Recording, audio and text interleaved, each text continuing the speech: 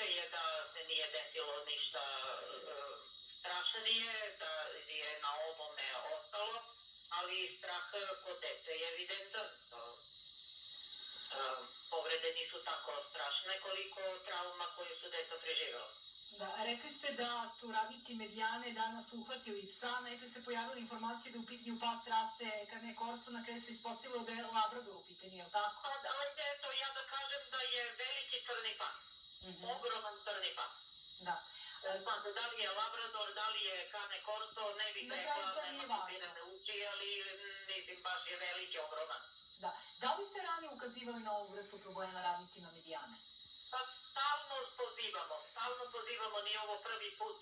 Dešavalo se da odjednom u ponedeljak ujutru u dvorištu bude 5 novih pasa.